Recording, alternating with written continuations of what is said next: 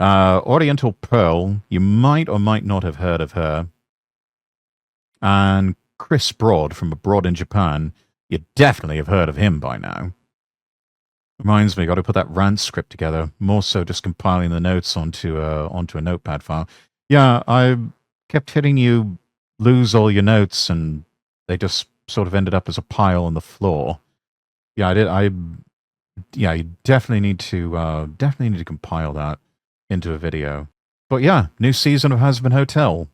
TLDR on that is that kind of sucks, which is what I've heard. Same thing with the new season of One Punch Man, and probably a lot of other content right out there that I don't really bother watching. Anyway, think before you sleep. New video from them. Talking about Oriental Pearl, put out a video about a growing problem with graffiti in Japan, especially around Tokyo. That provoked a response from Chris Broad, who said, no, this has kind of always been there, and it's not that big of a deal. Heard about that, especially now with the mass deportations incoming. Yes, Japan's got a new government, new prime minister, and they want mass deportations. It sounds like they've got the political capital to actually get it now. So let's take a look at this whole thing. Good God, this is over an hour long. I don't think we're going to watch the whole thing. But yeah, Chris Broad responded to video by Oriental Pearl, basically accusing her of being clickbaity and just saying, oh no, it's not that big of a problem and whatnot. But yeah, that sparked a whole bit of internet drama over on that side of the world. Graffiti all over the wall. Ugh. Somebody illegally dumped their household trash here. Oh, this that's not where that's supposed to go. There's even graffiti on the abandoned house. That's disgusting. This isn't London. It's not New York. This is actually Tokyo, Japan. Never would I have imagined that a small video about graffiti would cause such a firestorm. For those of you who don't know, this is a YouTuber who goes by Oriental Pearl or Alyssa.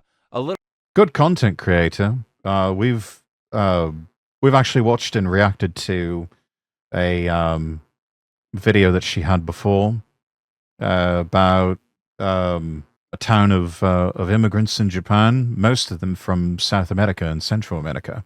A while back, Alyssa made this video here called "What is Happening to Japan," where she goes into various places in Tokyo and talks about criminal activity, teenagers in poverty, and homelessness. It's sad. There's a lot of elderly homeless people in Japan and an alarming number of young homeless, which was not very common in the past. In response, Chris Broad, who probably has the biggest foreigner in Japan YouTube channel based on monthly views, went onto Facebook, Twitter, Reddit, the YouTube community tab, and Alyssa's comment section to show his disgust at her video. This is the most ridiculous video I've seen in 13 years living in Japan. There was graffiti a decade ago, there's graffiti now. Kabukicho may be busier now, but it was far dirtier and more dangerous 10 years ago. This sort of sensationalist content might get the views, but it's not painting the objective reality on the ground. Absolutely no talk of her mentioning problems with homelessness and prostitution and whatnot. Though he did eventually, I think, talk about homelessness, but claimed it wasn't as big of a problem. I don't know. They'll get all that. Calling her a grifter who produces sensationalist content designed to...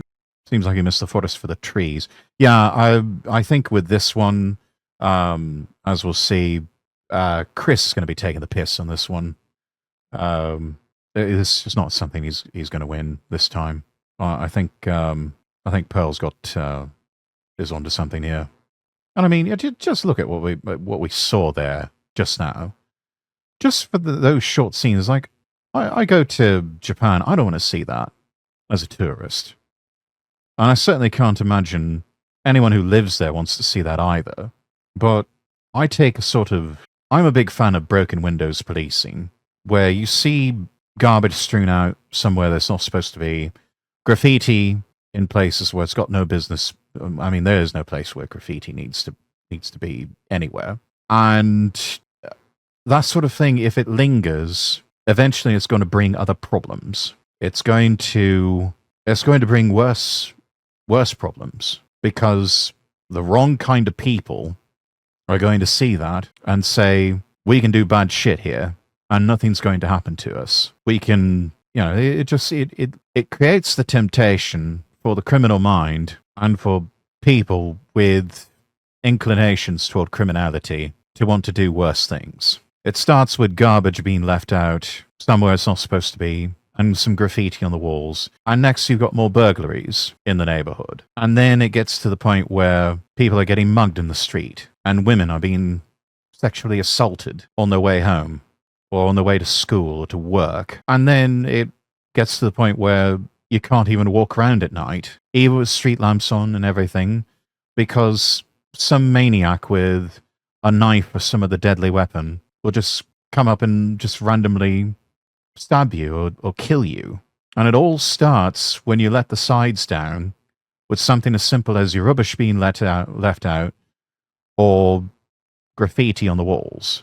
And it only gets worse when you start letting in massive numbers of immigrants, of migrants from other countries who don't share your mentality or values, who don't have any appreciation for this sort of thing, especially some of the people that the previous government in Japan were wanting to import from India and from the Middle East. Those people especially are notorious for just leaving their rubbish out, whatever, just throwing trash out on the streets and just thinking, oh, it's the other bloke's problem. You get enough people in a country like that, and eventually it turns into a shithole with trash strewn out everywhere. And the Japanese don't want that. They'd also like to be able to walk the streets at night in peace and be left alone, or be able to ride the train in peace and not have some weirdo, smelly foreigner come up to them and touch them inappropriately. Yeah, eventually it turns into Dearborn, Michigan. You're trying to mix oil and water and it's not working. It's not so bad when you import from other Southeast Asian countries, similar mentalities, similar type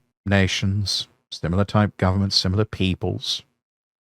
Not exactly the same, but similar.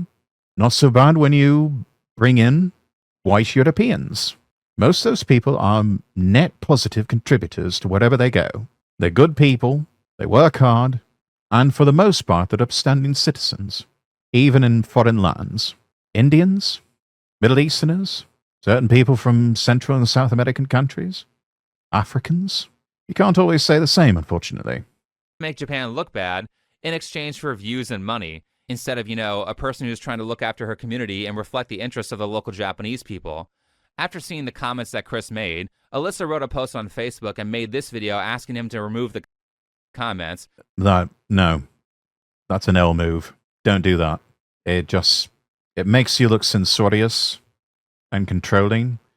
And it's like, what sort of response do you expect from him? Did you really think he was going to say, you know what, you're right, I'll take it down? No, he's going to say, fuck you, and he's going to leave it up. And he has. So your efforts were for nothing. Which I get why she said it, but in my opinion, this is a dumb decision because it sounds like she's trying to censor her critics. There's a lot of problems with this post other than just being malicious, unnecessary. I asked him to take it down, it's still up. Yeah, this was a bad... I get that the laws are also different over in Japan. One has to be very careful with their criticism. As we'll see, I think later on in this video, I think he talks about it. Chris actually blurred out Pearl's face in a lot of the screen caps in any video that he featured on his video. And a lot of people have been commenting about that to say that the reason he did that was because of Japan's defamation laws, which are some of the most draconian in the world. In Japan, to give you a sense of perspective, and I'm not a lawyer, not an expert in the law, so full disclaimer on that. Consult with a qualified attorney if you've got any more advanced questions. My basic understanding of defamation, libel, slander laws in Japan, in Western countries, and especially in the United States, truth is considered an absolute defense, to where you can argue in a court of law, I was just telling the truth based on the facts that I had. And in most cases, that's an acceptable defense. And most of the time, it's enough grounds for any sort of dismissal of any type of defamation suit. In Japan, it's a bit different. Truth is not an absolute defense. Even if you are telling the absolute God's honest truth, yes, action, rep counts for a lot in Japan. Yes, even if you are telling the truth, the absolute God's honest truth, if it damages a person's reputation by telling that truth, they can still come after you for defamation. They can still legally come after you, and they might even win, and they might get awarded damages. It's why people have to be so careful, and it's why so often in any sort of translator communications in Japan, especially when it comes to media coverage or people editorializing, it always seems like they really pull their punches. A lot of very nuanced, a lot of very soft blows, if anything, because they're trying to avoid legal action like that. And that's probably why Chris Broad blurred Pearl's face in his videos, because he was trying to avoid any sort of defamation suit, which may still go on. I don't know, but yeah. Move. Chris was accusing her of some pretty harsh and untrue things, but I don't think she should have said that. Anyway, now that we're all caught up, let's talk about this video here that Chris made where he copies Alyssa's title, What is Happening to Japan? Originally, before Chris made this video, I wasn't really going to talk about this drama outside of a small mention in a different video that I was already working on. However, Chris's video was so dishonest and manipulative that I'm surprised that it wasn't made by... Turns into Coventry, could work in small numbers. Pressure the majority molds you into the society. For some reason, saying that in Europe makes me a fascist. There's a lot of things that... There's a lot of truths that we say that in Europe, in Britain, we would be branded far right for that. By Hassan Piker, and the worst part is that you can't tell he's being manipulative unless you know a lot about his channel, have insider information on the subject, and can interpret statistics. So of course everyone took Chris aside because his following is much bigger, and it requires at least 10 seconds of research to prove some of his points as false. Well, this video didn't help either, but the lack of fact-checking of Chris's video, particularly from other YouTubers, was disgusting. Now, full disclosure, I've been friends with Alyssa for about a year. She helped out a lot with my Japan trip, so I do have a bias. However, I've been a fan of Chris's channel for probably close to 10 years. So I think most people by now have heard of both channels, but especially Chris's channel abroad in Japan. He's been at this game for a long time. I think that cancels out the friend bias. I'm not taking Alyssa's side because we're friends. I'm taking her side because I think Chris is wrong on this subject and was highly manipulative. And also because in order to make his point, Chris essentially rubber stamps vandalism, which particularly pisses me off because as an American, I'm tired of people constantly defending criminal behavior. It's not a violent riot where people are setting buildings on fire. It's a mostly peaceful protest. Oh, come on, the graffiti's not that bad. There's always been graffiti in Japan. Look, again, that's how the trouble starts. And I think most Japanese would actually agree with me that, yeah, this is where the trouble usually starts. First, it's graffiti and rubbish being left out. And then before you know it, if left unchecked, it will turn an entire neighborhood, possibly even an entire nation, into a shithole. Again, that is why I am adamant, staunch defender of broken windows policing. I mean, you even see it over in Singapore, where they will flog you publicly for spitting out gum on the street. Well, they banned the sale of chewing gum in Singapore because they have a multicultural society. Oh yeah, they brought back caning for graffiti. Good! There are some people in this world, you can find them, you can lock them up in jail, and it won't change anything.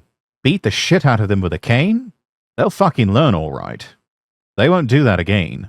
And that's the approach with Singaporean law, is to send a warning to the rest of people, to the rest of the people. Because they've got a multicultural society, and they keep things exactly in balance in terms of the different ethnic groups that they've got. And they are an authoritarian country, and they have to be, because if they don't, chaos ensues. Lee Kuan Yew knew that. He knew with a multiracial, multicultural society like Singapore that you had to have a firm authoritarian hand. Otherwise, it would be bedlam. He wrote about it extensively. You will learn respect and pain will be your teacher, Fire Lord Uzai. Good quote. No, but it's the trade-offs. You can have a multicultural, multiracial society that is authoritarian, or you can have a monocultural ethno-state that is open and free. You cannot have a multicultural, multiracial society that is open and free, because all of the different factions will take advantage of and loot the system for their benefit, and they won't give a fuck about the laws unless they are enforced to draconian levels. Because with some of these groups, force is all they understand. There are certain parts of the world and certain peoples that they have to institute caning or corporal punishment of some kind for something as simple as graffiti.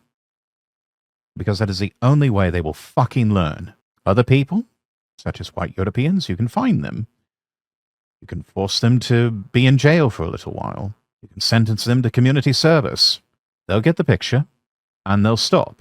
Other people, you have to beat the shit out of them in order to get them to understand. That is not racist. That is not xenophobic. That is just the facts on the ground.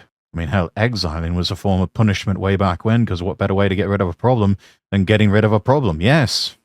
Especially back in a time when exile from a tribe or from a village meant certain death. You would be cast out into the elements, into the wild, and it would just be a matter of time before gigantic woodland creatures would find you and devour you for dinner, and think nothing of it the next day. Raiders, welcome in. Metal Angel Galley. How was your stream? Welcome in, everybody. We're getting devoured by woodland creatures. Many moons ago, when the world was a lot less developed and people were much more primitive, yes, exile meant you probably were going to get devoured by bears or something. It was good. Lots of cake. We do love cake.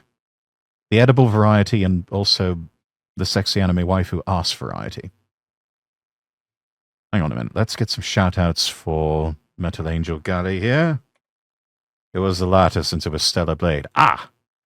That's some of the best cake out there. That's some of the best cake on the market. You are eating good tonight. That is really good cake. Everyone do make sure you go follow Metal Angel Galley. There we go. Fantastic streamer. It was indeed good cake. Hell yeah. We love some good cake. Anyways, Raiders, if it's your first time here, I'm Lord Rexworth. I'm an English Nova and VTuber. We're just sort of chilling and vibing and doing a lot of video reacts tonight. I don't know if I'm going to get to any video games, especially since about 9:38 Central Time. But yeah, it's we're doing a bit of a react to what's going on with the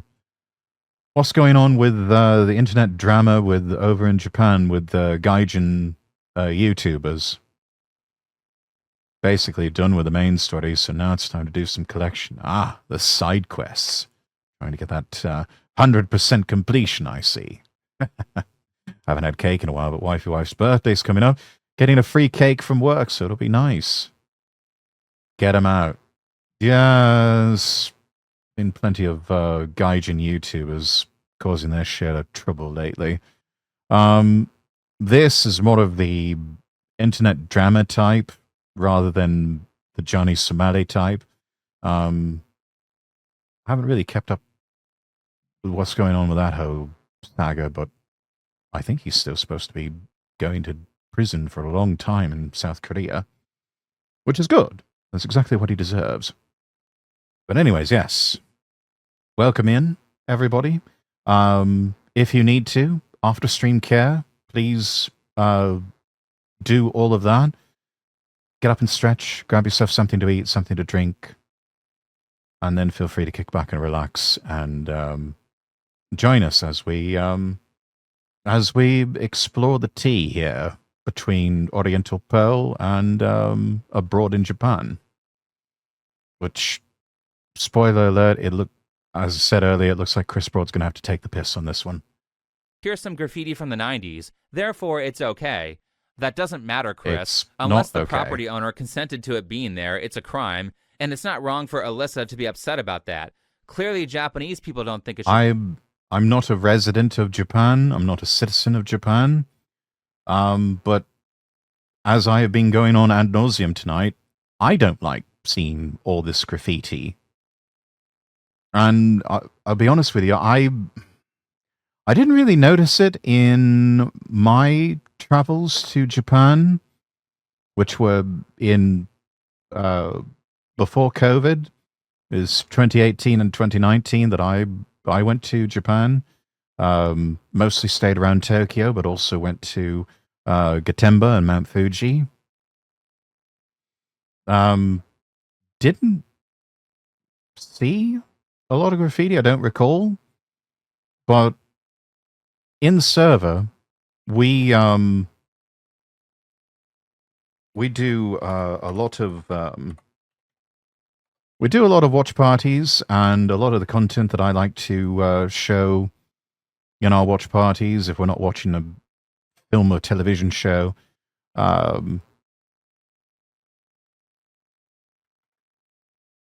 we do like to watch walking tour videos. I don't know if anybody's familiar with walking tour videos.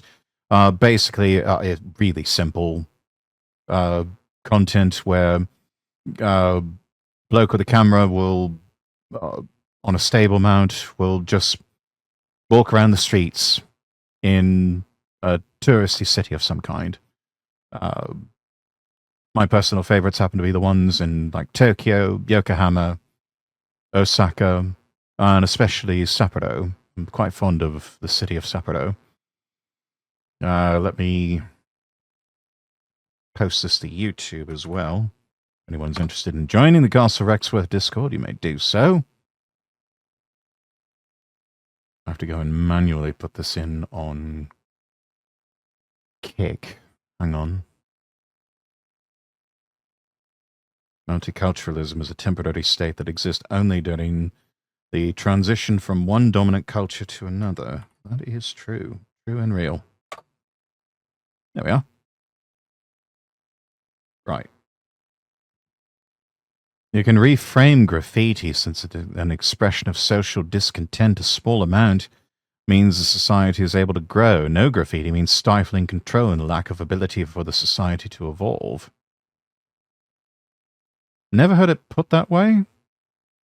I can see it being an expression of social discontent. So if there's a lot out there, the more graffiti you see, the more social discontent there is.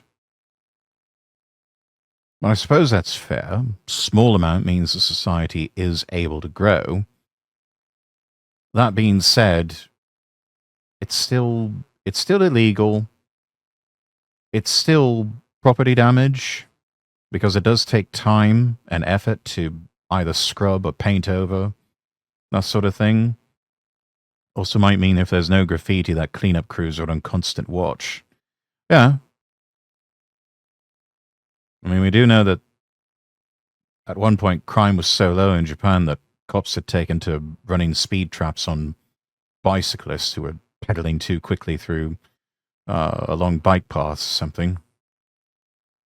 And also, there was the odd knicker thief. They were stealing women's undies that were hanging out on balconies of flats to dry.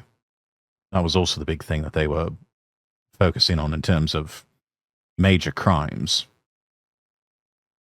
Trying to find panty thieves. To be there because there are anti-graffiti signs everywhere in Japan. Anyway, let's get into Chris's video. The other day I started receiving messages from people asking me if Japan is okay, linking a rather ominous sounding video called What is Happening to Japan? It wasn't just the title and thumbnail that were ominous, but the description reading, see her Is face blurred Japan out. cooked? I've seen a lot of changes and things seem to be getting worse. In an era where I'm now being sent daily AI videos and photos that sorely misrepresent Japan from bizarre and questionable accounts, it made an almost refreshing change to be sent something produced by a human being. Yeah, why didn't you have a crash out about that problem? I mean, those AI videos constantly spread false information about Japanese culture. Personally, I think that's a much bigger issue as YouTube is flooded with them, so where's the video about that? Anyway, let's talk about Tokyo, more specifically a part of Tokyo called Kabukicho. For half of the runtime of the video, the creator in question walks through Kabukicho in Shinjuku. Sorry about the instant pause, but you might notice that throughout the video, Chris continuously blurs Alyssa's face and her channel name, and calls her the creator in question instead of by her name or by her YouTube channel. Why is he blurring her face? Why is he blurring her face out? And no reference to the channel? Again, I think he might be doing this because of the laws in Japan regarding defamation. If crime becomes impossible, your society evolves from the top down. Your values are prescribed from the central authority. That's the thing. I don't think crime will ever be impossible. I mean, unless you live in like North Korea or something like that. But then again, that speaks to your point, Joe, of values being prescribed from a central authority. Oh, no way. No way he did that. Allow me to point out that this is not to protect her from Chris's viewers harassing her, which is something that will happen anytime you criticize someone, no matter what preventative actions you take. It's inevitable. But Alyssa has a channel with over 1 million subscribers. Anyone who would write a mean comment about her already knows who Chris is talking about. So this is not an altruistic, protective move. What's actually going on here is that he's using an old Twitch streamer technique of purposefully not mentioning people by name, because big creators know that the easier they make it to find the person they're criticizing, the more followers they will bleed to their opposition, because it allows followers to fact-check their favorite creator and sympathize with the person that they're criticizing. This is a strategy that Hassan Piker and friends love using, so that less people will find out that actually the creator in question is not as bad as you made them out to be. Hassan calls out the haters in slop. Yeah. Something that people should be aware of. Chris Broad, good friends with the Trash Taste lads. That's Connor, Sea-Dog VA, and Joey the Anime Man, and Gart. And they are apparently buddies with Hassan Piker. We've had him on for a couple of episodes of the Trash Taste podcast. So they all sort of run in those circles. Vtubers. Oh my god. All the fucking haters on like it suck my dick too. Oh my god. All the fucking slop tubers. Obviously talking about me here, but he's never gonna mention my name. Just in case one person from his audience checks out my channel and realizes that Hassan is a complete fraud and everything. Chris blurring Alyssa's I face. mean, we knew that already. That's not hard to figure out. Honestly, if you believe there's anything authentic about Hassan Piker, if you believe he has any salient points whatsoever on anything, you're a fucking idiot. Meow D, thank you for the follow. This is him basically saying, I'm afraid of losing followers, so I'm going to intentionally make it harder to fact check what I'm saying. I mention this because Chris very clearly tells his audience, Mean. On the one hand, I can understand he's playing the game. It's like, don't give your opposition any free publicity or any more than you have to. At the same time, if you've got a salient argument and you feel confident and secure in your position, and you don't really feel you have anything to hide or even necessarily anything to lose, I can understand the argument of, yeah, just go ahead and show a face. Link to the video. I mean, we've done some video reacts here where I've practically crashed out because what I'm looking at is just pure idiocy from people. And yet, I still link to the video, still tell people to go watch it. I might tell them to give it a thumbs down instead of a thumbs up, but I mean, I'm fairly secure in my position. I'm not afraid of losing followers or something like that. I'm just reacting and giving my opinion. And if something is shit, I'm going to call it shit. And I'm sure people are clever enough to go find it for themselves. So it's like, we might as well skip over that.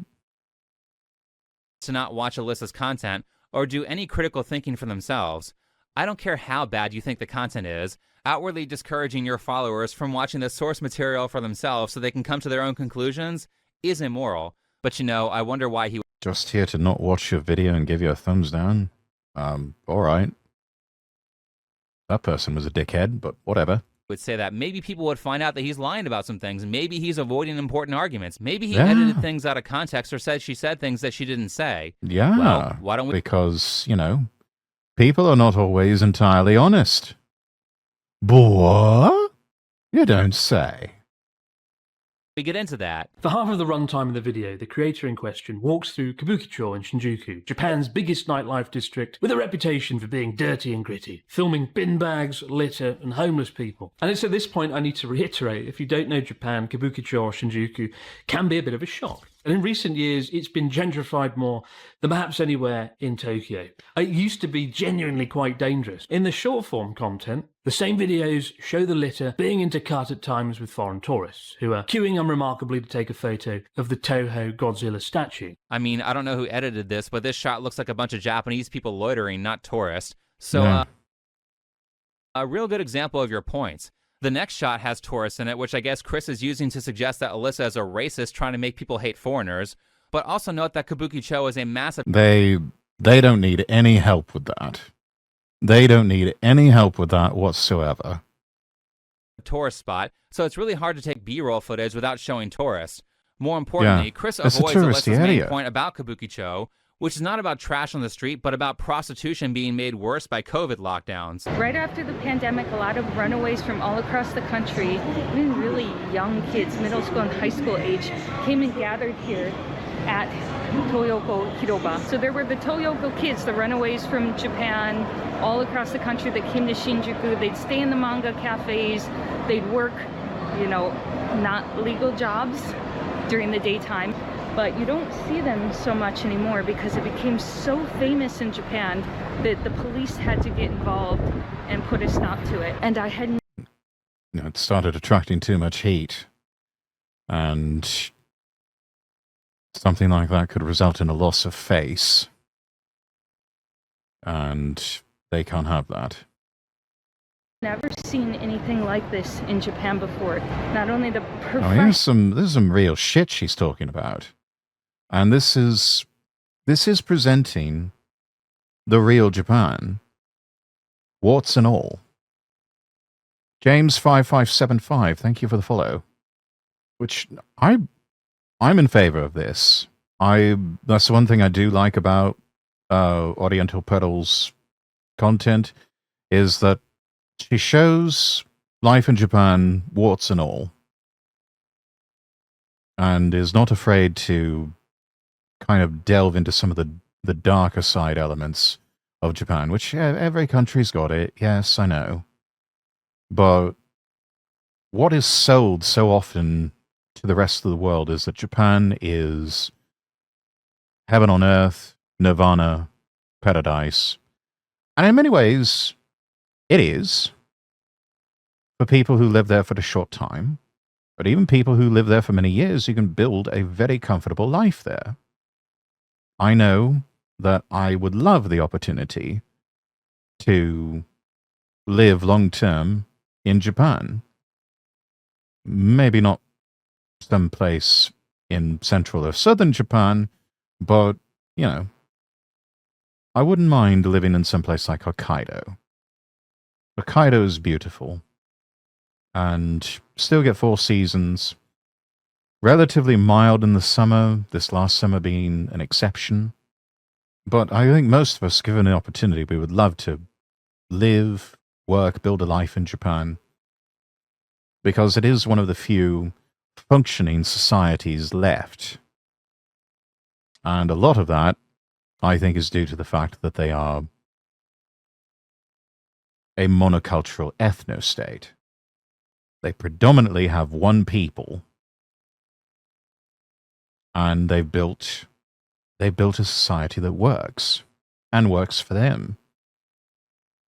And in comparison to where a lot of tourists and a lot of foreigners come from, it also works for them too.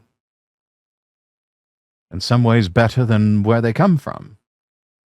I love the idea that Tokyo, or any other major city in Japan, has working subway systems that you can get anywhere you need to go on foot, hop a train, take a taxi. And so many things are just so walkable. Really good for your health. I can't get that sort of thing where I live presently. Can't really get that sort of thing outside of London. A lot of major European cities, it's a bit hit and miss. In Japan, it just all works. There's convenience stores in every corner where you can grab a quick bite to eat or do your grocery shopping. You've got fun places to go and things to do. You're spoiled for choice with some of the best food. And the booze selection is incredible. I mean, it really is a lovely and fun place to go to. Whether you're going there for work or for a holiday, Japan is fantastic. But it's not without its problems. The exchange rate is fantastic if you're bringing in like US dollars or British pounds, but it sucks if you're holding Japanese yen. They've had to deal with inflation and price increases just like everyone else, and they're struggling. And for some people, things like basic accommodation are out of reach. I mean, there's a reason so many people live in manga cafes. Because it's the cheapest option. They've got nowhere else to go. And I do seriously think that Japan is absolutely underreporting their homeless figures because they know it's a problem and it's an embarrassment, but they'd rather sweep it under the rug than actually deal with the fundamental issues that's causing it because they're too obsessed with saving face. So, fantastic country, but they've got their problems. Can't wait to go to Japan again. Hopefully the economy recovers, though. Yeah, I mean, in the meantime, like I said, the exchange rate is great if you're holding US dollars. Not so much if you're holding yen. But that's how exchange rates work. It's kind of a zero-sum game where one currency wins and the other loses. Traditional ladies of the night standing out here, but also the amateurs. The narrative from when she was in... Go back to that. You see girls standing like this. They're not waiting for a taxi. They're not waiting for the bus. They're waiting for Johns. They're waiting for someone to take them to a love hotel and have sex with them for money. So just keep that in mind if you're ever over there and you see that. The night standing out here, but also the amateurs. The narrative from when she was in Kabukicho was not primarily about trash or rats. It was about minors fleeing from their homes because school shutdowns from COVID lockdowns were forcing them to be around their abusive parents a lot more.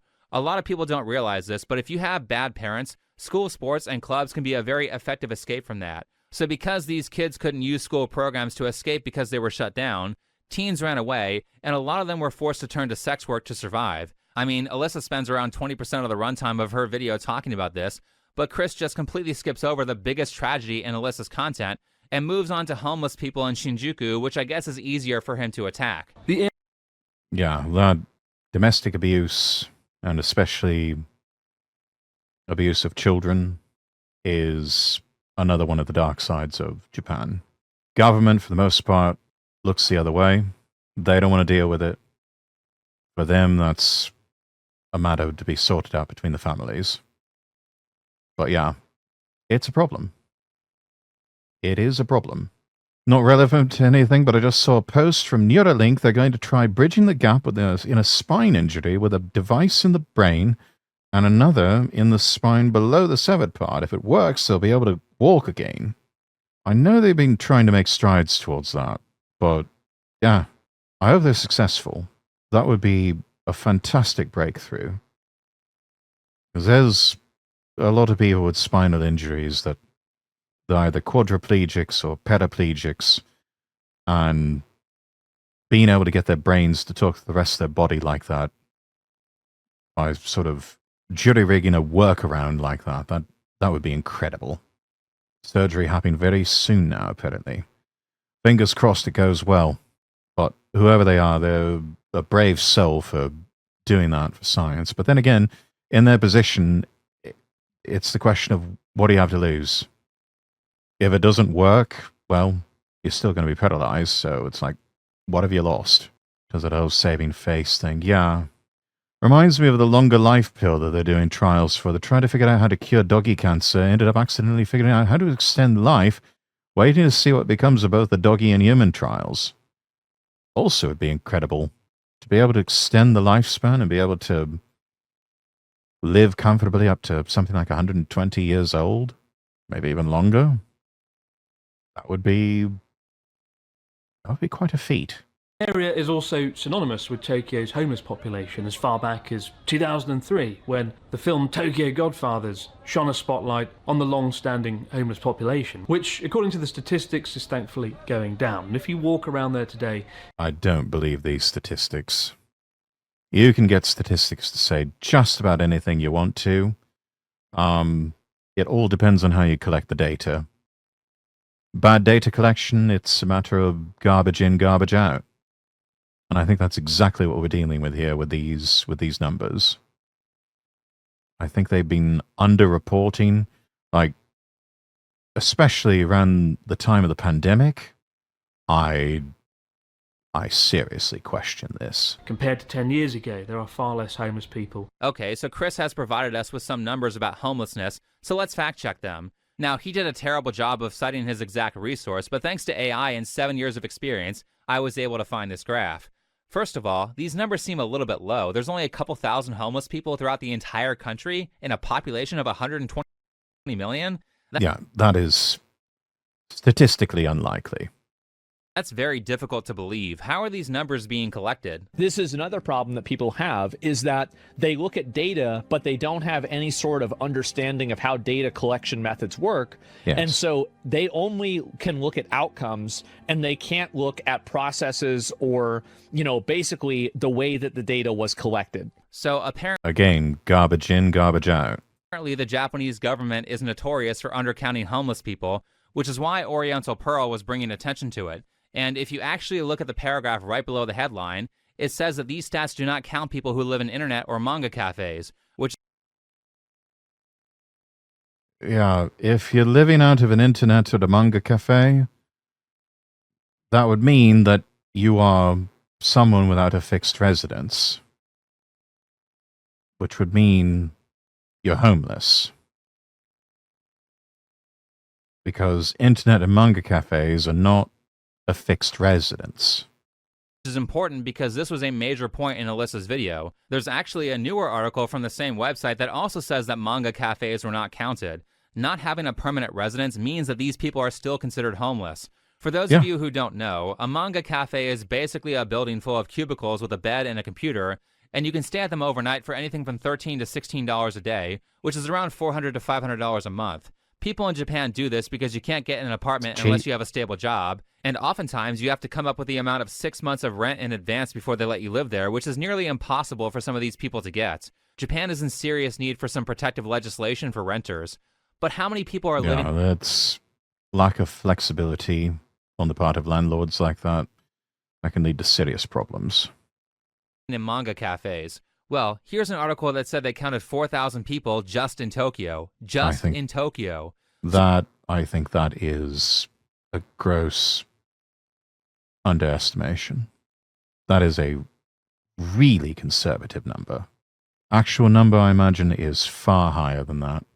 So there's no way in hell the homeless numbers that Chris showed are accurate. But don't take it from me, take it from Joey, Chris's friend from Trash Taste. Apparently, according to a government study just last year in 2023, they found out that only 3,065 homeless people exist in the entirety of the country. If we go back to this Japan Today article, they actually look into the fact that, hey, the way that these numbers were calculated might be a little bit skewed. Second is the method by which the numbers were collected in parks and riversides. Local government workers visited the sites in their territories and reported the number of homeless people they saw there. So any homeless person out of sight or out of the park at the time of the site's visit was not included in the tally. That can mean anything.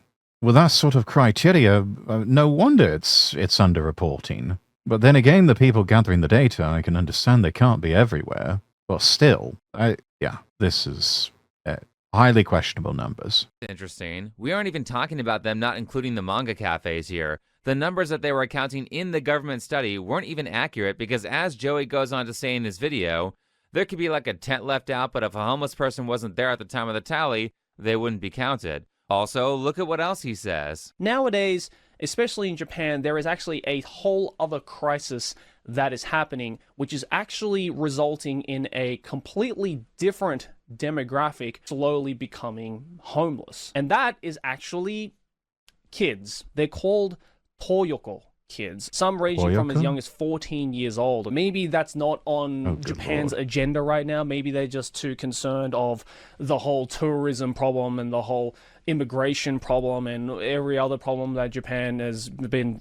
They're focused on immigration, on tourism, on the elderly population, keeping them placated, as so many other countries are trying to do the same thing with the boomer generation. So yeah, there's only so much energy and so much attention they can give to certain things to where they just sort of like, fuck them kids.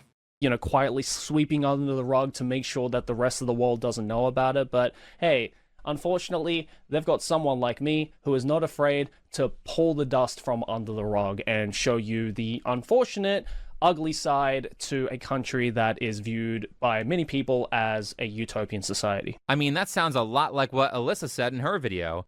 So I'll expect that Chris will now do an update accusing Joey of making sensationalist content about Japan for views and money. But going back to the numbers, undercounting might not... That's not going to happen because they're mates. They're friends. They're not going to do that. Be the only issue with the research. Most of the homeless people living outside are old men, so the number could be lower, not because Japan has done anything about the homeless problem, but simply because they are dying off and their younger replacements are choosing to live in manga cafes. Either way, this is a really embarrassing level of research that Chris has done. Like, I haven't seen research this bad since the video on Noah Samson, or maybe Ethan is online. Chris couldn't even read the paragraph directly below the headline that puts the numbers in question. How is it that this kind of incredibly lazy research happens every time I fact-check someone? But here's the most egregious part about the whole homeless situation, though it's going to require a little bit of backstory. To start, Chris made a big deal about Alyssa adding additional graffiti to her thumbnail. When I went to take the thumbnail for my video, I quickly noticed a few interesting differences between my original ungraded photos and the thumbnail of her video.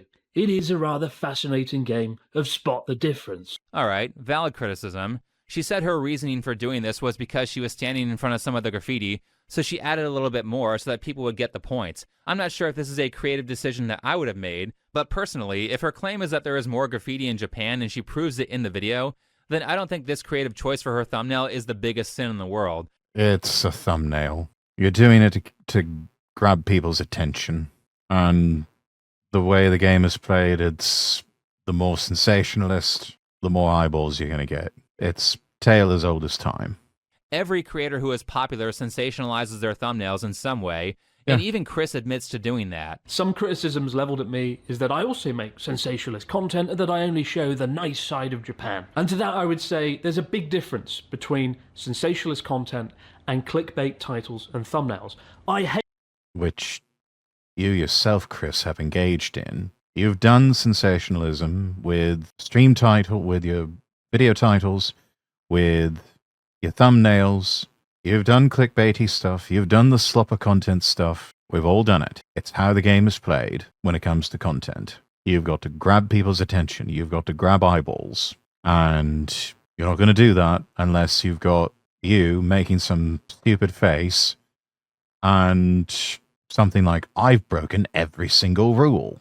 Hate having to pull a stupid face. I hate my thumbnails and titles, but it is simply a matter of survival on an increasingly crowded platform that doesn't share your content unless it has a high click-through rate. And I try to make up for the stupid faces and titles by delivering content that does the subject matter justice. Right, so it's okay when you clickbait your thumbnails and titles, but not when Alyssa does it.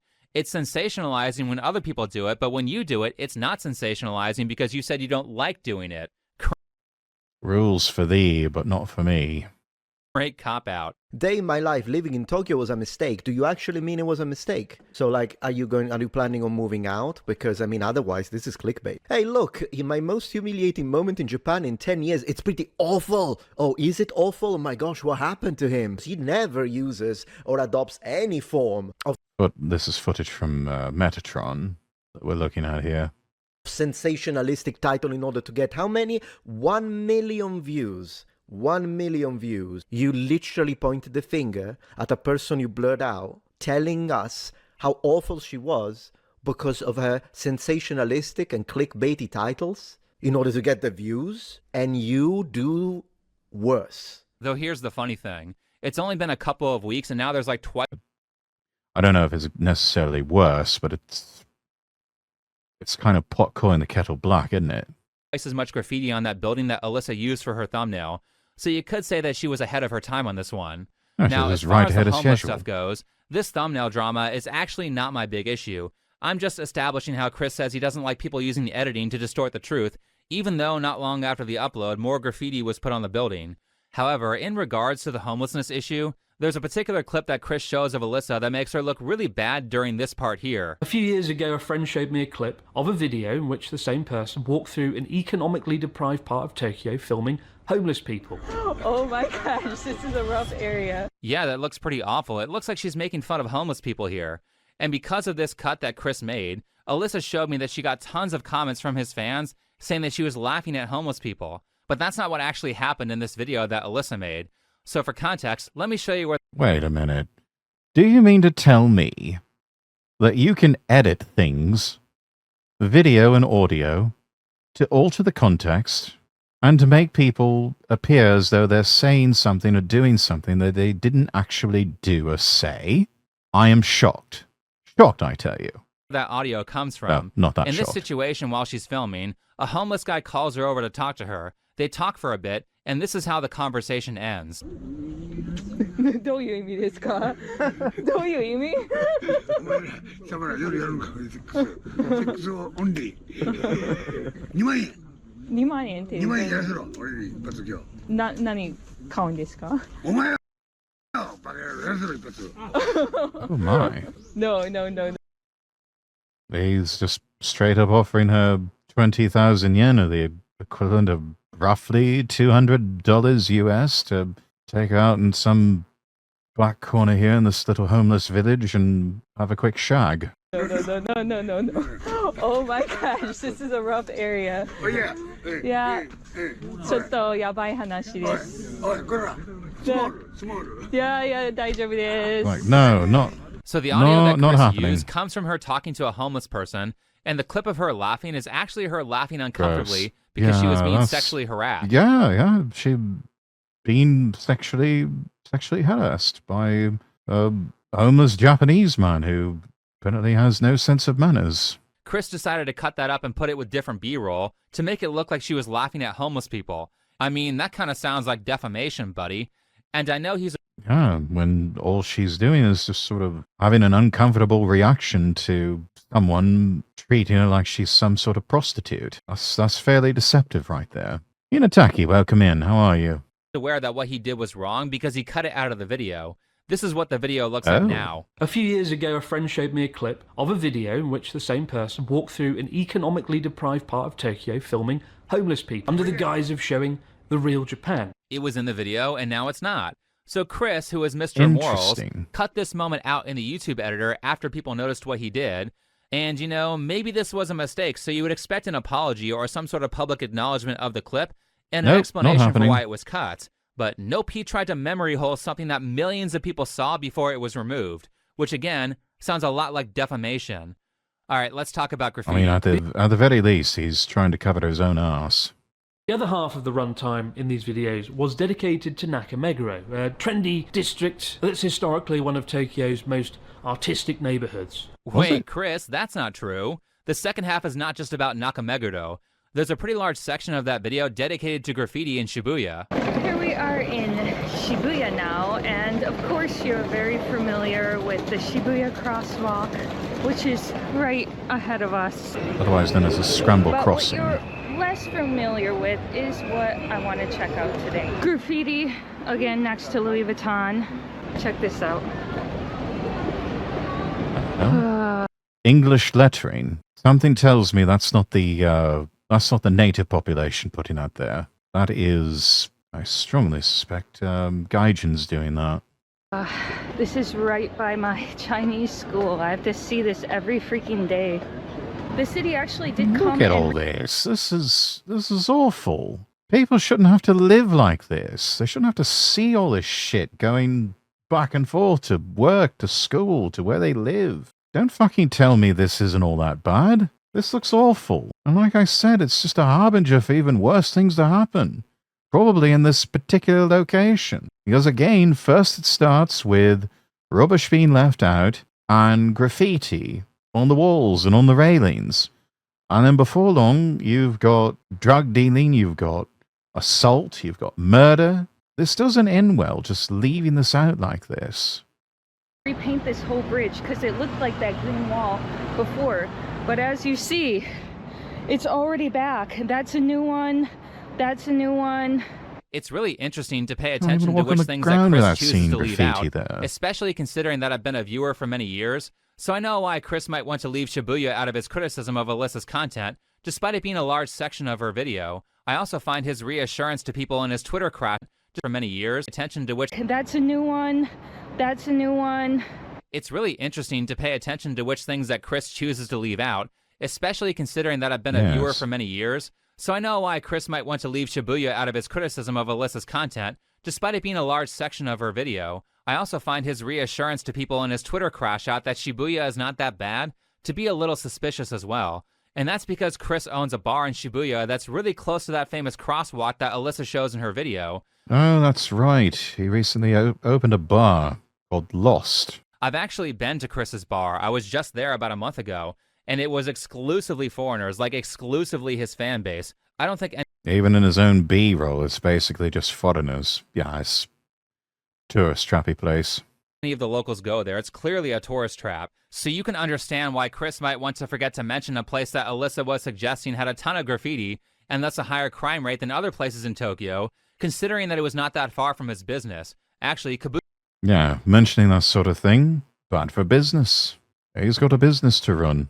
Kabukicho isn't even that far from it either. Like, if you were planning a day trip, you would hit Kabukicho/Shinjuku, Meiji Shrine, and the big Shibuya crosswalk, which is by Chris's bar, all on the same day. So again, it's a little suspicious that he chose to not bring up the Shibuya part of her video on his YouTube channel, where it would have far more reach than his Twitter account. But anyway, let's continue with Tokyo's Meguro district. A few years ago, I think it was 2019, there was quite a lot of graffiti and the local schools got together to paint over it, and then the graffiti came back again. But when Japanese TV made a video on it, interviewing locals, interestingly, they didn't intercut it with shots of Asia's biggest nightlife district and call it What is Happening to Japan. They called it Residents Express Discomfort at 37 graffiti sites found around Nakameguro Station. And maybe that's why, despite having twice the number of subscribers, they only got 100,000 views, instead of almost 500,000. Silly traditional media attempting to present news in an objective manner in 2025. They have never presented things in an objective manner. I don't care what country you're in. I don't care what the news outlet is.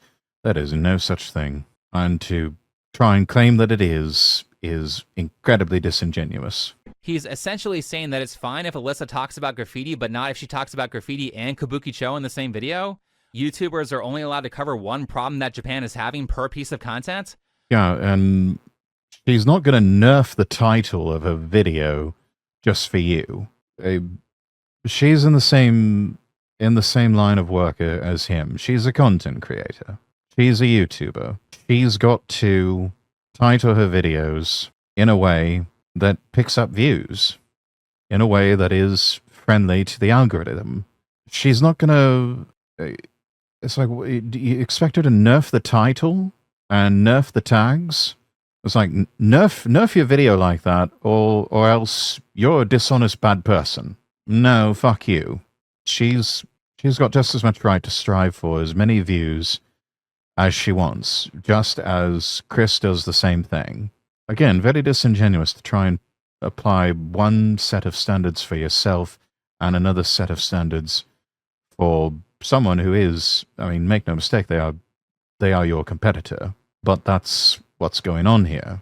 Outside of that, after hearing that last point from Chris, I have fully started to believe that he is either retarded or highly manipulative, because anyone who is big on this... I'm maybe a little bit of both, but probably more just being manipulative. You don't get to the position that you're in that he's in by being a retard. I mean, he's being like has been mentioned. He's been at this for over 10 years. He knows what he's doing. He's learned how to play the game really well. And for all of his bitching about the YouTube algorithm, he's still titling his videos and giving them cover images that make them algorithm friendly. Website would know that Alyssa and this Japanese news channel are appealing to different audiences, and thus they will get different outcomes. The English market on YouTube is far bigger than the Japanese market because more people speak English, so Yes. naturally, just by putting your video out in English, you are more likely to get views. But this is also an example that's in Japanese, and so you can't really compare that to an English video. Actually, speaking of, Yeah. most of the reason that I have an issue with Chris's stance on crime in Japan is because he's saying it in English, meaning that it's not really going to affect the ideas of Japanese people. However, it will have an effect on Westerners who already have incredibly soft on crime stances, which is a part of the reason why America has massive crime rates compared to Japan. It's After true. watching that girl get stabbed on a train by a crazy violent felon who was let off when he should have been in prison, of course I'm going to get mad when somebody with a big audience on YouTube says in English, "Come on guys, graffiti isn't that bad. Actually, sometimes it looks kind of cool, so it doesn't matter if the property owners don't want it there." Anyway, Yeah, this that's the other thing. The property owners do not want that on their walls. It is a form of property destruction. They've got to spend money to try and clean that up. And for you to just glibly say, oh, it's not that bad, shows that you're a near complete disregard for the feelings of the victims of this sort of crime, and that is the property owners. I would love, by that attitude, it sounds like Chris Broad would have no problem with people defacing and graffitiing the entrance around his bar Lost. So I wonder if he would have an issue with that. He probably would, because it's all fun and games until it happens to him. But yeah, I'd love to get his reaction when it happens to him, when it happens to one of his businesses. comparison between Japanese media and Alyssa's channel is retarded for numerous reasons that have nothing to do with Alyssa being an evil profiteer who is sensationalizing Japan for money. What's actually happening is that this Japanese channel is, one, in a different language and therefore in a different market.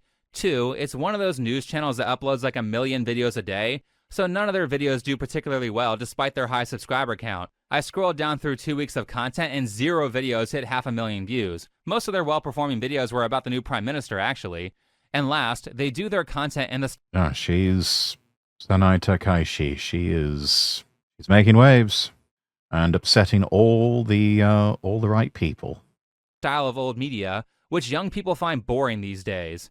Also, the title the news company gave the video is really bad and not formatted for YouTube success. Yes. But Chris, how are you not able to... But then again, it's a traditional news outlet. They're not relevant, and they don't know how to be relevant. If they were interested in being relevant, they would hire people like Oriental Pearl, or even Chris Broad to a certain extent. see this as a channel with 3 million subscribers? Again, he's either retarded or he's being super dishonest here to make Alyssa look bad, and he can get away with it because normies don't understand this stuff about media.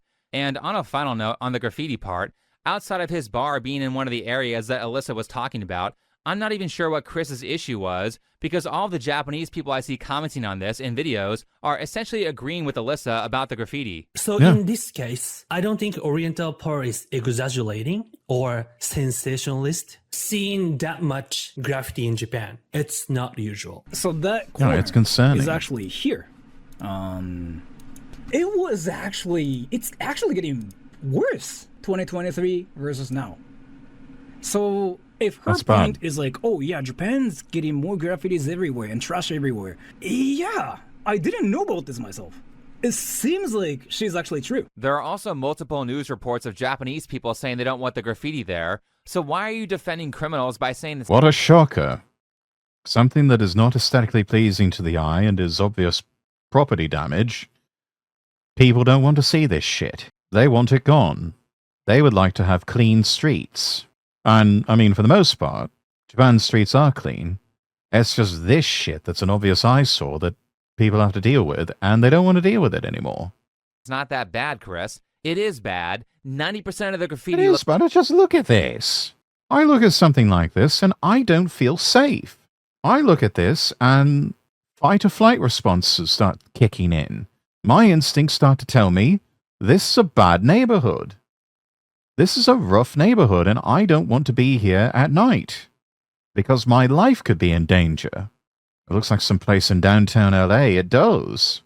looks like shit, and it's expensive to remove. Living here for all these years with my Japanese husband, I've never seen the vandalism this bad. It's obvious. We can see it every day. It makes me very sad too, because this is a provable news story going on across Japan. Like this recent story from Kobe, where 2 guys graffitied the wall in the middle of the night, causing thousands of dollars in property damage. In Niigata, the same thing happened, and it cost $40,000 almost to clean this up. It's no surprise that 40 grand. 40 grand to clean all of this. Just to get some blokes with power washers to come out and clean all this off.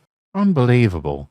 cities can't afford to clean this up, even though Japanese really do hate graffiti, and there's a theory that this will cause more crime in the area. Allow me to add a fact-checking. It's not a theory. It's verifiable. It's a fact. It's called broken windows policing. You allow shit like this to fester, eventually your problems are going to get worse. And then the graffiti will be the least of your concerns. Note to say that the headline said it cost...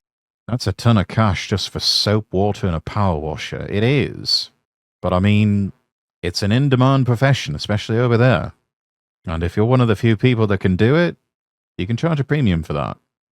4 million yen to remove, which is about $26,000, not $40,000. Before it would have been around $40,000, but the yen has... Okay, $26,000, whatever. That's still a lot of fucking money.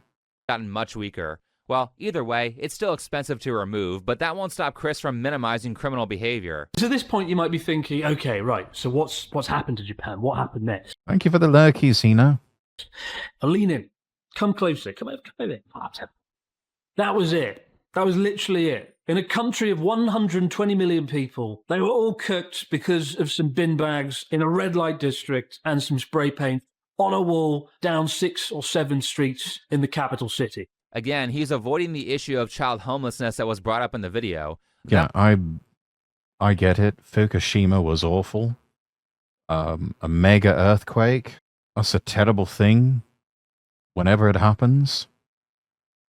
But you're still a dick for minimizing this unnecessary bullshit that no one should be put through. I mean, again, I wonder how Chris Broad would feel if somebody vandalized the entrance to Lost, or even the interior, with spray paint. And then he had to shell out $26,000, or maybe even more, to have people come in and clean that shit off. I don't think he'd like it. Again, it's all fun and games until it happens to you.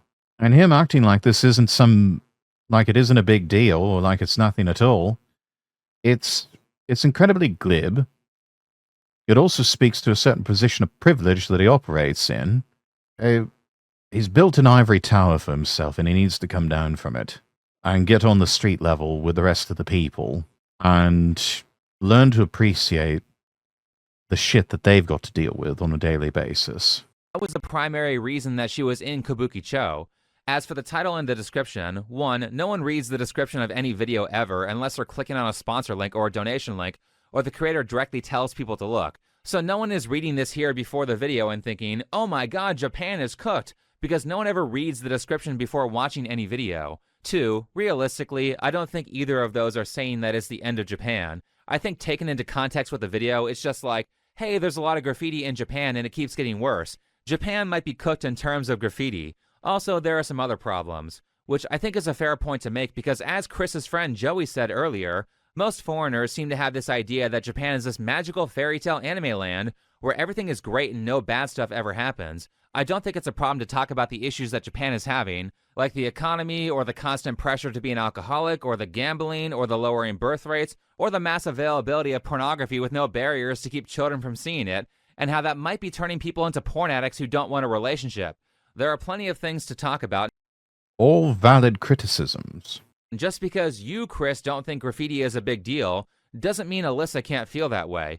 Clearly, Japanese people think it's a problem, and they also have the perception that if they allow for crimes like vandalism to grow rampant, then it will invite in more serious crime. Now, statistically, I don't know if this is true, but I'm inclined to believe in whatever crime-preventing ideology that Japan has, because there is so much less crime there compared to America.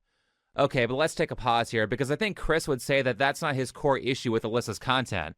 Chris had a problem with Alyssa's video because it's a part of a growing trend of sensationalist content creators who are making content at the expense of Japan and talking about its downfall. Well, for one, does this content even have an effect on Japan? It's all in English, so Japanese people probably aren't watching it. 2, if this is such a massive trend, then why is Alyssa the only person that you bring up in the video? Surely you have at least one other example. Now, Chris brings up Johnny Somali, but that's not the same type of content. And the suggestion that talking about homeless people in Shinjuku is going to inspire 1 million Johnny Somalis to come to Japan is retarded. Plus, I think that maybe Johnny Somali and Vitaly going to prison forever for nuisance streaming is probably a pretty big deterrent from that kind of behavior. This might be a shock to Chris as he has done nothing but run positive PR for petty crimes, but the answer on how to stop those nuisance streamers is just to enforce the law and put them in prison or revoke their ability to come to Japan. Yeah. I know it's shocking for a Westerner to hear this, but if you want to stop criminals, then put them in jail. What a concept. Something Asmongold has been banging on about for quite some time. We need to go back to punishing criminals and put them in jail. And honestly, his idea of grabbing about, what's his approach? He wants to grab like 5% of the population and just put them in jail. And just on that alone would statistically clear up a lot of societal problems. And it's probably not wrong. You'd think it'd be common sense that in order to stop crime, enforce the law. You would think so. But you've got a lot of people, especially on the left of the political spectrum, that think that's racist, that that's bigoted, when really they just want to create an environment of anarcho-tyranny, where criminals are allowed to run free and do whatever they want. But if you dare defend yourself against the criminals, you're the one that gets punished. Much like the two-tier police system that we see in the UK. Don't ban ninja swords, ban the ninjas. Yeah, put the people that are using ninja swords as a deadly weapon in jail. Because the ninjas, they don't give a shit about what the law says. They're going to acquire ninja swords anyway, and use them to do bad things. But if you focus instead on nicking the ninjas and putting them in jail, well, that problem starts to go away, doesn't it? If only I had infinite money to make a beefed-up Blackwater company. Oh no. The CEO, Eric Prince, he is still quite the man of means, and I think he reformed Blackwater into some of the PMC. I think they try to stay out of the headlines these days, though I imagine they're still used by a lot of things government can't really officially get involved in for use for a lot of wet works and whatnot. I wonder if there'll unironically be a knife license in the UK someday. I know they're already making modifications to knives sold to where they can't be pointy-tipped, and I think there's also restrictions on what sort of material they can be made out of. Basically, they just nerfed all knives in the UK. It's stupid and it won't work. Completely ineffective solution, but what do you expect from the UK government? It is pretty much a failed state at this point. And they're another example of you can't vote your way out of the problems. Civil unrest and an eventual civil war, well, it's just inevitable. All right, speaking of other stuff that pissed me off about Chris's video, there's a reason why I related Chris to Hassan Piker multiple times. A part of that is because Chris is in the same social circle as Hassan, so it's not ridiculous to believe that they've talked before. But also, he keeps using fan-favorite disinformation tactics that Hassan and his stupid fan club love to use. For example, if you can't find someone saying something bad, then go to the most radical comments on their videos and use that to accuse them of saying what the comments say. If you look at the comment sections, particularly on those shorts, you will see the most vile, hateful, angry comments that you can find. I'm sorry. These are comments taken from the 2 YouTube shorts. Sad to see a nation going downhill, quote-unquote diversity. Yeah, how did he describe these? On those shorts, you will see the most vile, hateful, angry comments that you can find. Well, I mean, angry perhaps. Vile and hateful, according to whose standards? What, are they vile and hateful just because you disagree with them, Chris? Is that why they're vile and hateful? Just because you disagree doesn't make them vile and hateful. People are allowed a different opinion than you. About time you be a big boy and suck it up. Be one heck of a cleanup, that's for sure. Indeed. Find. I'm sorry, that... It's, and there's going to be a hefty price to pay for that cleanup. In Japan, in the United Kingdom, in the United States, in the West in general. I've been saying it for a while. There's a heavy price to be paid in order to flip that switch. Most people are not prepared to pay that price yet. They're not there yet. And that's the thing. Everything has its price.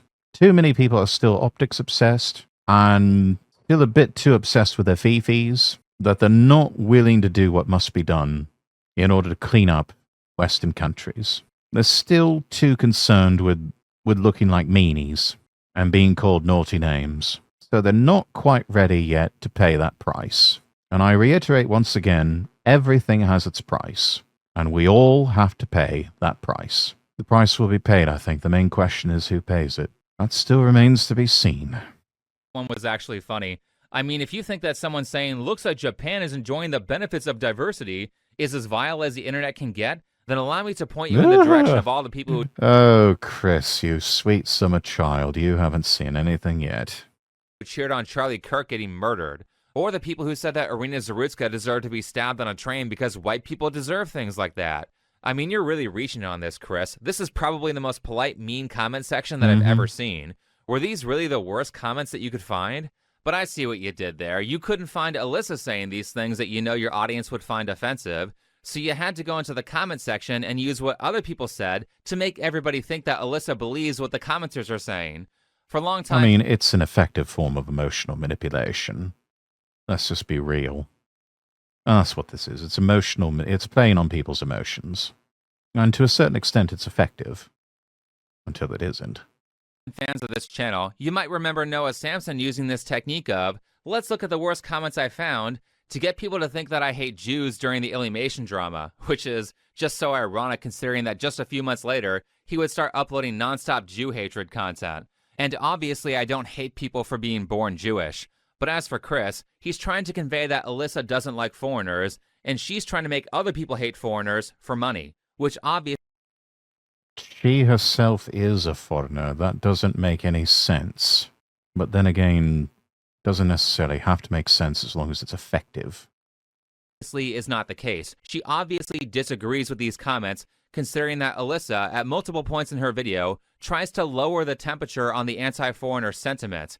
Here's an example from the video. Yes, because she herself is a foreigner, and she doesn't want the worst case scenario to happen, where she has to pick up and leave because anti-foreigner sentiment gets out of control. That Chris is reacting to, where she directly addresses these types of comments and says, hey, we don't know who's doing the vandalism. When I did a short video the other day about the changes I've seen in Japan, the comment section was wild, and I did not expect that. Everyone had something to say about who done it. You know, a lot of finger pointing. It was this group. It was definitely them. It was... Translation, you racist fucks be wilding and shit. Whatever. We don't know who did the graffiti. It's not like I'm saying graffiti is a new thing. It's never existed in Japan before. What I'm saying is I see changes over the years, and there's places where there's more graffiti than I've ever seen before. She's saying that we don't know who did the graffiti to try to stop the anti-foreigner comments. Now, honestly, to be fair, do I think this was an effective way of doing that? No. Sorry, Alyssa. She should have said it at the start of the video to prevent the more prejudiced people watching from making... who fucking cares, mate? The people willing to listen to that will listen to it, and it doesn't matter where you put it in the video. The ones unwilling to listen, it doesn't matter where you put in the video, they're not going to listen to that part. It doesn't fucking matter. Assumptions early on. In fairness to her, though, Alyssa doesn't do a lot of controversial content. In fact, she actually tries to avoid it, so she doesn't know to do... She does what I would term some serious independent journalism. Like, really good, boots on the ground, talking to the people, human interest content, getting a lot of interesting perspectives, and finding some interesting shit going on in Japan. Unlike Chris, whose content, especially as of late, has just become so chambered of commercy that, I don't know, a lot of it's lost its appeal. He's trying with the more serious stuff, talking about, you know, the mega quake and all this other stuff, but it's just... I think in so many ways it has devolved into a lot of the same content that he's doing, that he once did when he was briefly at NHK. That sort of stuff, he has previously stated he wanted to try and avoid that. And yet, here he is, probably why he does it, because it's safe content. Well, I think I'll probably get to this in the video, but you have to remember that Chris is not exactly independent. I believe he's represented by a talent agency. I can't remember which one. I don't think it's Geeks Plus, but they've got a vested interest in promoting Japanese tourism, especially to English-speaking audiences. And when you work for people like that, a certain type of content is expected out of you. And to a certain extent, you are to play it safe and not dip into anything too controversial. So I can tell in recent appearances, that sort of thing's grating on him. Especially with his recent comments, I think it was like a year ago, about Mr. Beast. He's kind of chafing against the restrictions that he's got to work with. And at the same time, I think even he realizes he's not getting any younger. And he's probably tired of chasing the YouTube algorithm to a certain extent. Hence why he's diversified into owning the Lost Bar. I think he's got an eSIM company now, specifically catering to foreign tourists who need cell phone, who need mobile phone data and the ability to use their cell phone or mobile for talk purposes. I think he's got, let's see, wrote a book recently. There's another potential source of income. Probably like so many other YouTube content creators that have just gone by the wayside or retired. He's just kind of done with it. I'm trying to think of a few examples of other people. I mean, there's PewDiePie, JonTron. Both of them, they've pretty much given up the whole YouTuber lifestyle, and they've gotten married and they're raising families. Which, good on them. Insert "I'm tired, boss" meme. Yeah. I mean, if YouTube would stop making it so fucking difficult to get views, if they'd stop trying to court Hollywood and realize they've got a good ecosystem of talent posting on their platform as it is, I think a lot of time they nerf the ability of content creators to make money on the platform, because that's just less money they can pay out to shareholders. But, I mean, that's a whole other conversation. The stuff that I'm recommending. She doesn't have a sense of how much where you place things in your videos matters when you're talking about negative subjects. But whether or not her action was effective, if you watch the whole video, which I hope Chris did, if you watch the whole video, you can see that Alyssa is trying to get rid of the anti-foreigner sentiment, so her motivation is clear. And it's even clearer if you watch multiple videos from her.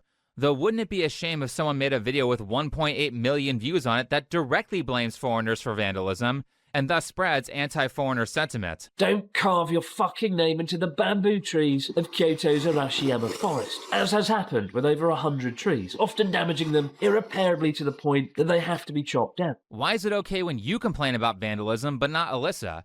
Though despite the fact that she obviously... It's the old approach of, it's okay when I do it.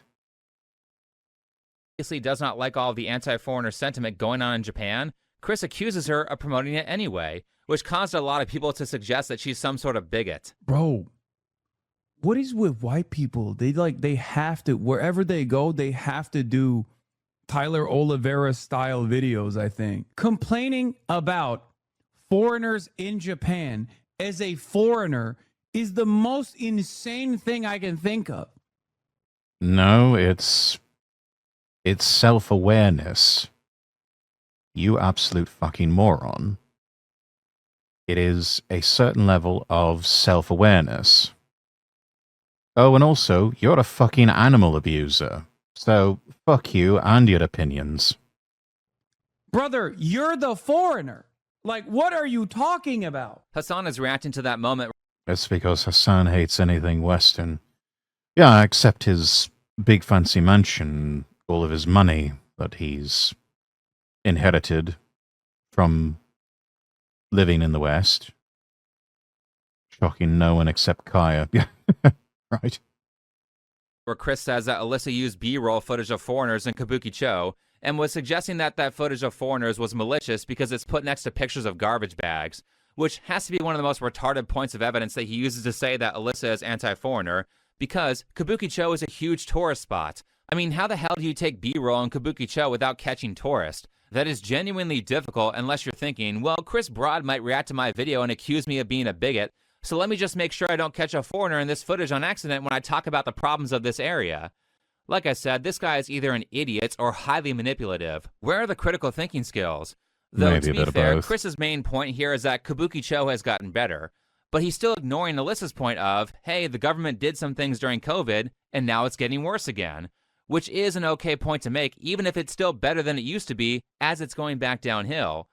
Anyway, Chris continuously tries to relate her to hatred of foreigners at multiple points in his video. And coupled with the fact there's rising anti-foreign sentiment in Japan, it makes me concerned and uncomfortable. No. Stop. This is not anti-foreigner sentiment. This is enforcing border security. There's a distinct difference between the two. And you're just getting pissy because they're enforcing the borders and they're taking a stronger stance on immigration. Because on a personal level, you're worried that you're not going to be able to go in and out of Japan as freely as you please. And probably lend some insight into your politics. You probably think it's the end of the fucking world that someone slightly to the right of Joseph Stalin and Mao Zedong got into office, and now you're shitting yourself over it. Mind you, this has got to make its way through Parliament. And you've also got to get the civil service on board. So we don't know how well all of this is going to withstand a bunch of politicians in the upper and lower house, as well as the Japanese civil service in implementing policy. This whole thing could get nerfed and be totally ineffective, and so you're shitting yourself over nothing. But not only that, Chris seems to be doing the usual thing that people who are expats from somewhere tend to do quite often. Not everyone, but too many. Where they come from originally turns to shit, so they go somewhere else. But they bring those same shitty attitudes that turn their original home to shit, and now they're trying to push that in their new home, which is ultimately going to turn it into shit. Yes, the California mover virus thing. Yes, that's a good title for that action. Well done. The UK has seen what unchecked power in a Labour government can do in just a year's time. The United States had to endure what happened when a Democratic presidential candidate who was completely and totally senile and more than likely a near invalid,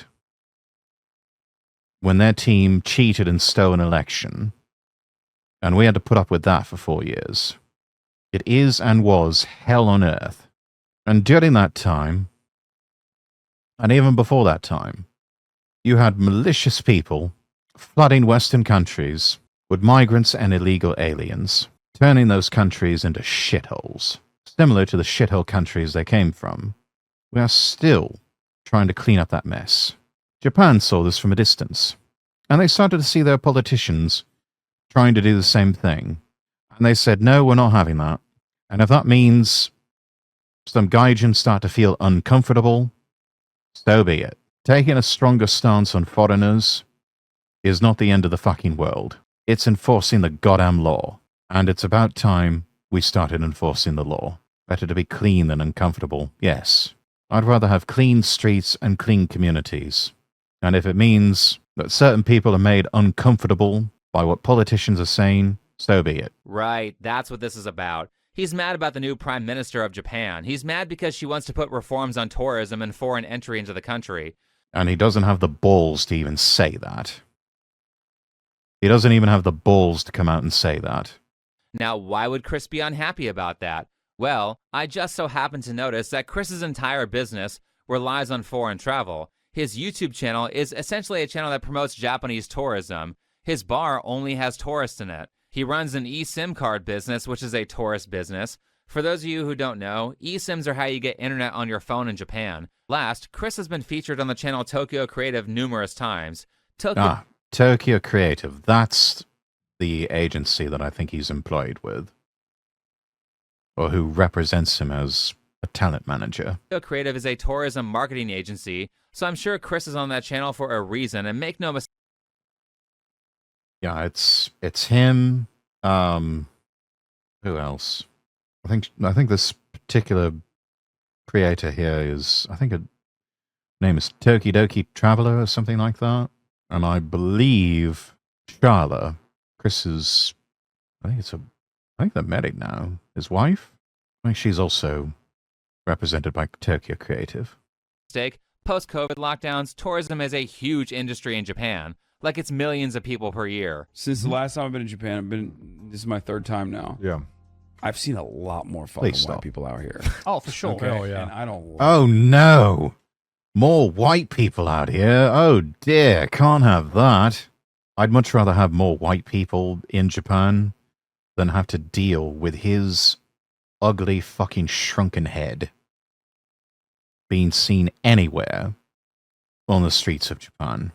Whoa, I get to say that as a white guy living here. You don't get to say I that. don't like it. Okay. I feel that. Yeah, well, I feel fuck that you. when you show up. 2024, I think we talked about it last episode. It's the most amount of foreign Like tourists 30%. like Yeah. ever. Yeah, it's a But like massive it wasn't increase. even close. And I don't think it's going to go down. And it's all in Tokyo. Like No, it's everyone not. goes. Yeah. So you know what, Hassan? You can fucking deal with it. Cope and seethe harder. You racist anti-white fuck. Tokyo. It's Yeah. not like America where you'll get it mixed in. Like New York, you'll get Chicago, you'll get whatever.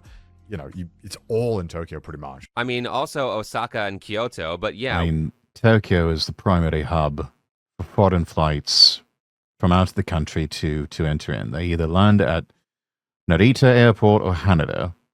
And from there, if you want to go to Osaka, board another flight, or up to Sapporo, or whatever it is you're going, Okinawa, Kyoto, whatever you're going, you first have to stop in Narita or Haneda and then transfer flights. That's just how it works. Why do you think Chris opened up a bar in Tokyo right next to the Shibuya crosswalk, which is one of the biggest tourist attractions in Japan? It's I just was good there business. on a random weekday in October, and the place was full. I had to wait to get in, so I guess like good business move, it's working. But also That's Tokyo understand for that you. You have Chris to has queue a for almost financial interest everything. in the tourism industry growing and making sure that Shibuya maintains a good reputation because tourists are worth a shitload of money. As for this Tokyo Creative Company, they do paid sponsorships that are targeted at tourists. Here's Chris and his fiance or whatever doing a paid sponsorship for East Japan Railways on that channel. Oh, yeah. I think they also represent Natsuki as a content creator. So today we're going to take you around to some of our favorite spots and show you why we love it so much. So today's video is sponsored by the East Japan Railway Company. They have just opened up the Japan Rail Cafe and you can pop in there and get some information about your trip. Some of you might have noticed that the tourist stand-in for that ad was also a YouTuber. Hidden secret maybe, but a lot of these foreigner in Japan YouTube channels are being paid by the government or private companies to garner interest in tourism. Here's a different video where it looks like Chris was again sponsored by JR Lines that got millions of. I mean, nothing really wrong with it as long as you disclose, and can't really blame them for wanting to get that bag. If they were to, I mean, if you were to try and have someone like Natsuki do the entire video by themselves, you'd be talking about having to do auto-translate or some sort of subtitles. And I mean, let's face it, Natsuki's English is not exactly the best. And you would encounter the same problem with any Japanese nationals. Unless they are quite fluent, you're going to have a hard time understanding what they're saying if they're attempting to speak English. Otherwise, you're having to do it all in Japanese, and that's just not going to be too... The YouTube algo is not going to look on that as very friendly. It just is what it is. Views. For those of you who don't know, Japan Railways is like a conglomerate that is the train company that you use in Japan. This Yeah, is a it's like British Rail over in the UK or Amtrak in the US. huge business. Like, Hey, look at where Chris said he got his snacks. It's the same place Charlotte was paid to promote. What a coincidence. The Japan Rail Cafe. he was Yeah. probably paid a lot if this was a sponsor. And I'm fairly certain it was a sponsor, as personally, I would never include a direct link like this to a huge business in the description of a video unless I was getting paid. A YouTuber would be stupid to devalue their brand with free advertising like that. Here's another 6 million view video that looks like it was sponsored by Japan Railways, except it looks like the link was removed or he forgot it. Today, Ryota and I have been invited by JR East, the company that owns the bullet trains, to try ground class for the first. Probably not enough of a disclosure considering things that were said later, and the other train video contains no disclosure. I did not pick up that this was likely an ad until the second watch. Time ourselves, with rare access to film inside the cabin. If Oh you are yeah, Ryotaro, I think also represented by Tokyo Creative. a foreign tourist, you can take advantage of the JR East Rail Pass, where for 5 days and 19,000 yen, you can go anywhere you want in all of Tohoku region. It's a fantastic offer. When you travel around Tohoku using JR East Pass, do not forget to take this Welcome Suica card. It's like a cash card. For more information on how to grab the JR East Pass, you can find the details in the description box below. I mean, I'm not going to criticize. I don't think this is a valid criticism of him on this one. It's sponsored content. As long as they disclose, who fucking cares? He's getting paid to do it. Get that bag. It's a good sponsor. And it's also decent content. We can get good content out of it. So I don't see an issue with this. Grand class, can't imagine how much that cost. You're definitely paying extra. I know I had to shell out a pretty penny in order to do first class on the Azuma line between Edinburgh and London. Again, this almost certainly was a paid sponsor for Japan Railways. They also own the Welcome Suica card that was showed. I mean, it sucks that it was filmed right before the lockdown, so JR probably took a hit, but it is an evergreen video, so I'm sure they got their money back eventually. I would be shocked if Chris wasn't paid a considerable amount of money for this video. So let's talk shop for a second. If you're not brand safe, you don't get these types of sponsors. You guys have no idea of the insane amounts of money that I have lost just by covering controversial topics. From what I know about brand deals, I am easily losing into the 6 figures per year because... Yeah, brand safe, these people talk a good game about going brand safe, and yet they will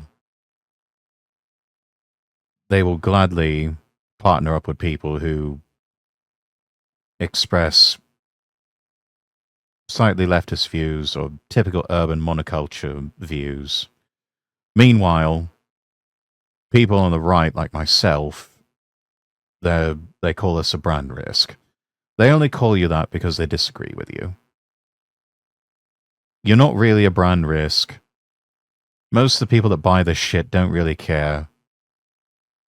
If anything, our P1 demographics, the people who are loyal fans, who will absolutely buy the products and services that we stamp our endorsements on, they're actually better to have as clients than anyone that's supposedly brand safe.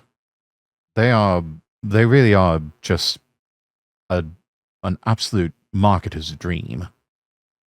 But because we don't have the right politics, they label us a brand risk.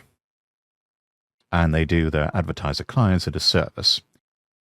These are the topics that I cover. And these are small YouTuber sponsors, not a massive conglomerate like Japan Railways. This is huge money. You think creators make a lot of money on Google AdSense? The real money on social media is made with brand deals, especially if you can do niche audience content like Japanese tourism. However, if you want to make the big bucks, you have to be squeaky clean or brands will not sponsor you. Like, you can lose hundreds of thousands to millions of dollars by not being brand safe. It's all bullshit. It's all a big bullshit game that they play. Brand safe is a myth.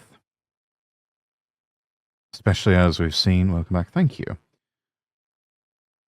Especially as we've seen with so many people that they consider brand safe, that just means they have the approved politics. They have the approved political views. Or they pass the casting couch somehow. This idea of brand safe or brand risk, it's a myth. You know, brand safe equals plastic. Yeah, it's boring stuff. They just want you to have and espouse the correct political views. That's what's called taking the ticket. You take the ticket, they'll give you and say all the right things. They'll give you absolute boatloads of money at the cost of your soul. Some of these advertisers are indeed complete and total cowards who run at the first sign of trouble. Those really aren't the people you want to do business with. That's why, in certain respects, I appeal to certain types of advertisers that want to push certain products, but I also demand a certain level of loyalty. If I can get away with it, I set up contracts that make it very hard for an advertiser to get out of just because they think I said a bad thing or did a wrong thing. This is just how I would approach it. I would make it very expensive for them to get out of that because I don't want to be putting my name and my brand in association with cowards. So a lot of people that are going to balk at that just means I don't need nor want you for advertising sake. I want loyal sponsors. People who aren't going to run away at the first sign of trouble. That's why I walked out of my last Vtuber group that I was in, because they were giving me the same sort of spiel about how I was becoming a brand risk. I doubt that. I doubt that they were being approached by anyone for purposes of sponsorship or whatever. Yeah, it was because I had opinions they did not like. To which I said, well, you know what? Fuck you. I'm out. And I walked out of there. And I have not regretted it. So, don't fucking talk to me about brand risk. It's not real. It's just all a matter of who has the correct politics. And people who want to play those stupid little games, they deserve to be named and shamed and mocked and ridiculed and especially memed about. Meme them until they cry and then make memes about them crying. Would you concede that Akemi is a brand risk? In her case, probably. Though I don't know if I would classify her as a brand risk, I would just say that she's too unstable for anyone to seriously consider sponsoring for anything, because they don't know when she is going to turn around and stab them in the back because she had a bad mood one day. So maybe not brand risk, just genuinely unstable. If I'm a sponsor, I'm looking at someone like her, all I see is someone who is just unstable mentally, emotionally, and just a matter of time before she causes trouble for me and my business. So here's where I'm going to be less generous towards Chris. Personally, I don't think he merely forgot to talk about the teen runaways in the Kabuki Cho section, which was a significant part of Alyssa's video, and it was her big argument for why certain things are getting worse in Japan. I think he didn't talk about that topic on purpose. Yeah, what is this building? It looks like a church of some kind, especially with the stained glass. I'm not sure what it is. I just know it's good photography. Because talking about bad stuff happening to minors is very much not brand safe. And I imagine that it's extra not brand safe for a guy who's trying to be buddy-buddy with a bunch of tourism companies. Especially considering that Kabuki Cho is a big tourist area, and some of the topics in Alyssa's video might deter tourism. So if Chris talks about this stuff, he could potentially lose hundreds of thousands of dollars from not getting future sponsorship offers. Or he can conveniently just keep his mouth shut on that part of Alyssa's video and go over points that are easier to win on. It doesn't matter if Chris had a sponsor on the video or not. If a brand sees you doing things that aren't brand safe, they just won't contact you for future deals. Or if you've been negotiating a contract, they might just ghost you, and they'll almost never tell you why. So understand that there are certain things that he will not talk about because it will cost him a shitload of money. And also understand that he's not exactly transparent about how him being in the tourism business affects his bias against Alyssa's video. And also, again, and furthermore, the lack of transparency in general is to the extent where if More like a security risk then. Yeah, I would say security risk. More than anything. Which is even more serious.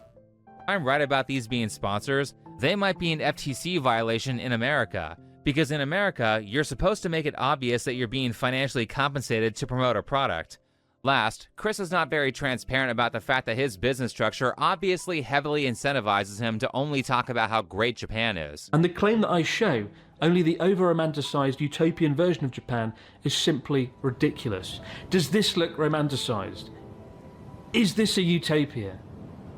Does that look romanticized? But wait, in the video he said he does talk about bad stuff. Look, he talked about a natural disaster. You've got to be kidding me, Chris. That is not the same thing as saying, hey, the government is lying to you about the homelessness problem, and their decision to close down schools during COVID led to a bunch of domestic abuse and runaways. But that's not my only issue with Chris's line of argumentation on this topic, because one and all of them are bad in their own way. One of the videos that he cites where he's talking about the negative parts of Japan is basically an advertisement for a luxury strawberry company, a wake-up phone call business / fishing company, an advertisement for a chopstick company, and a small hotel. So this is Ichigo World, literally Strawberry World. And in this greenhouse alone, there's over 12 tons of strawberries. And now I'm going to go and eat them all. These are the most premium strawberries that you can purchase here. They're literally called Migaki Ichigo, polished strawberries. And if you look at them, there we go. Look at that. The absolute best strawberries money can buy. 5,000 yen for a box at $50. But each and every one of these strawberries has been cultivated to absolute perfection. Does this not look like an ad? These strawberries are so perfect, here's how much they cost, this is the company. Make sure the box is in frame with the company logo so people can see it. These are all notes that a brand would give you if they're sponsoring you. And in many ways, framing it like this, his criticisms of Mr. Beast and his team, starts to make him look a bit hypocritical. It's like an ad, yeah. Luxury strawberries are a big tourist item. There's also this link in the description, and it appears to be a small hotel or an inn that he advertises at the end. This is a place that he has visited before, and the owner thanks him for promoting her business. クリスが来てくれてから、YouTube に上げてから、外国のお客さんがいっぱい来てくれるようになって。Now, I don't know Japanese law. However, like I said, in America, if you're being paid to promote someone's business or receiving compensation, it is illegal to not disclose that. But it may not be illegal in Japan. I know the Japanese... Yeah, FTC don't really care what you do as long as you disclose. That's the important part. Just disclose. If you're not disclosing, then they're going to take issue with that. The Japanese government will pay YouTubers to make videos advertising certain spots or certain businesses that tourists can go to. He might have received money for that on this video, and he might not legally have to disclose that.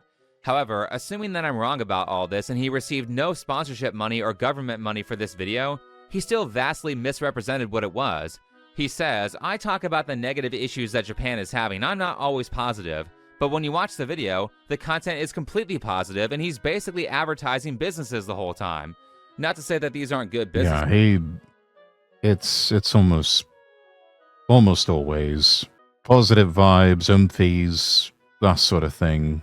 Not a lot of critical analysis. Now, at times, it's just pure comedy. Right, we're nearly 45 minutes into this.